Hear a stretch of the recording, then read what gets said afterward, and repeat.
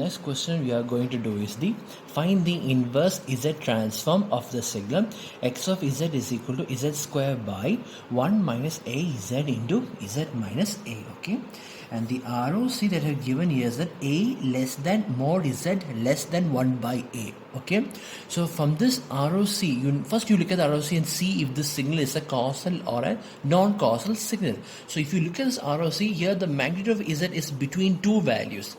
It is between a and it is between a and 1 by a. In other words, this ROC can be represented as magnitude of z is greater than a and this same magnitude of z is less than 1 by a. Okay, so this means that the signal is causal and this means that the signal is non-causal, which means that the given question contains a causal part as well as a non-causal part. That's what this equations mean. Okay, so then you have to apply the corresponding changes. If it is a causal signal, then your answer you need to multiply it with u of n. Okay, and if it is a non-causal signal, then you have to put a minus sign in front of the signal, and after the signal you need to write u of minus n minus 1. Okay, so let's see which terms are causal and non-causal while we are doing this problem. Okay, so now I am going to apply partial fraction method over here, and to apply partial fraction method, this factor is okay. This factor is written in the normal manner, z minus a, but this is written like this, 1 minus az. Okay, I cannot apply partial fraction if one of these factors are written like this. I need to make this into z minus something. That's how I need to make this factor. So what I'm going to do is I need to modify this question. So what I'm going to do is first I will take a outside. Okay, so this will become z square by a into, then this will become 1 by a minus z into z minus a. Okay. Now next what I'm going to do is that now I need to make this into z minus 1 by a. Then only I can apply partial fraction method. So this will become minus z square by a into z minus 1 by a into z minus a. Okay, this is x of z. Okay, now before applying partial fraction, I cannot apply partial fraction directly into this question because I need to preserve one z from the numerator, right? So which means I need to, instead of factorizing this, I need to factorize this x of z by z. So in that case, then this will become minus z by a into z minus 1 by a into z minus a. So now I can factorize this expression. Okay, now I need to partially factorize this expression. So this contains two distinct factors or two distinct poles, so I can write two distinct terms. So this will be a by z minus 1 by a plus b by z minus a. Okay, so now what I'm going to do is I'm going to find the value of a and b, right?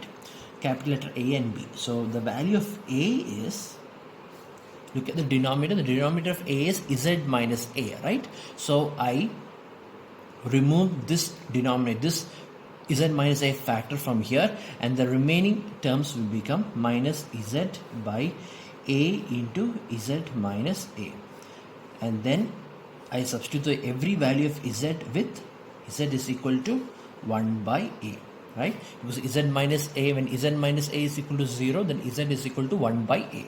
So substitute z is equal to 1 by a. So substitute every z that you see here with 1 by a. So this will become minus 1 by a into, this is also 1 by a minus a. In other words, this will become, if I multiply this in here inside this, then this will become minus 1 by a by, this will become 1 minus a square, right? This will become 1 minus a square, or this can also be written as minus 1 by a into 1 minus a square, right? Minus 1 by a into 1 minus a square, or you can write 1 by a into a square minus 1. Okay, we write like that also, 1 by a into a square minus 1. So this is the value of a. Okay, now I'm going to find the value of b. To find the value of b, remove its denominator. Its denominator is z minus a, so remove that denominator and write the remaining terms. Minus z by a into z minus 1 by a, and then substitute every value of z as z minus a is equal to 0, so z is equal to a. So substitute every value of z with a. So you will get over here as minus a by a into a minus 1 by a. Okay, or this will become, this a and this a will cancel, right? So this will become minus of a by a square minus 1, right? Or in other words, this is nothing but a by 1 minus a square. This is the value of b, a by 1 minus a square. So now I found the value of a and I found the value of b. So what I'm going to do is I'm going to substitute those two values over here. So this will become x of z by z is equal to, the value of a is 1 by a into a square minus 1, a square minus 1 into 1 by z minus 1 by a. Okay, plus, and now the value of b is a by 1 minus a square into 1 minus z minus a. This is the value of a, this is the value of b, so this is the expression. Okay, so now I can apply my, now I can put this z back into the numerator so that I can get the formula. This x of z is equal to, this will become 1 by a into a square minus 1 into z by z minus 1 by a, plus this is a by 1 minus a square into z by z minus a. Okay, so these are the two equations that you get. Okay, let me write the equations over here one more time in the next page. So this equation will become x of z is equal to, let me write it fast, 1 by a into a square minus 1 into z by z minus 1 by a, plus a by 1 minus a square into z by z minus a. Okay, right? So now we know that the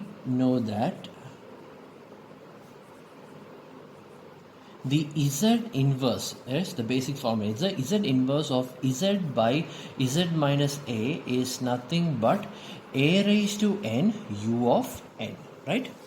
The z inverse of z by z minus a is a inverse u of n. Alright, and another thing also you need to understand is that in the given question, if you look over here they said that the ROC, let me write this expression again, that according to your given question, the ROC is defined as magnitude of z is greater than a and magnitude of z is less than 1 by a. This is what the question has given, right? That is, it is greater than one value and it is lesser than the other value, which means that this part where it is greater is the causal signal part, and this part where it shows lesser is the non-causal signal. So here you can see that there are two terms in this x of z, right? So now you need to know which is the causal part and which is the non-causal part. Since over here they show that the magnitude of z is greater than a, that means this is the causal part, right? This is the causal part, whereas here in the second equation it is said magnitude of z is less than 1 by a. Less than 1 by a means this is the term z minus 1 by a. So this is the term, which means this is the non-causal part, right? So here you simply write u of n, whereas here you need to put a minus sign in front of it, and after that you need to write u of minus n minus 1, right? Or in other words, what this means is that x of n, right? X of n is nothing but 1 by a into a square minus 1 z inverse of z by z minus 1 by a plus a by 1 minus a square z inverse of z by z minus a. Okay.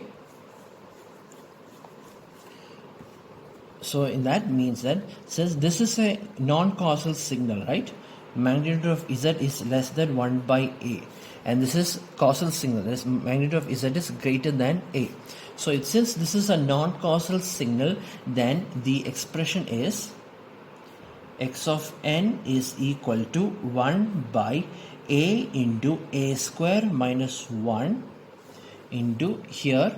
What I write is, I will write minus 1 by a the whole raised to n u of minus n minus 1, because this is a non-causal part, plus the second term is a causal part. So I write the constant. Okay, then here z inverse of z minus a is this term that you have written here, that is a raised to n u of n. This is how we express it. See, because since this is the first part, the first term is a non-causal part, what I do is, instead of writing, usually what I do is I write over here 1 by a raised to n u of n. If this was a causal part, then I had written over here 1 by a raised to n u of n.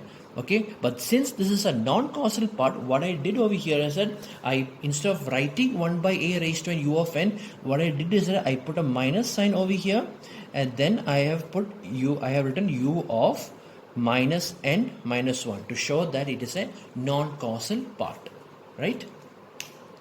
This is what this means. Okay, this is the difference between a causal part and a non-causal part and a causal part. So here, if I want, I can still make some modification, right? Because since there is a minus sign over here, I can apply the minus sign inside this bracket, and also there is an a over here, so I can include that a also inside this bracket, right?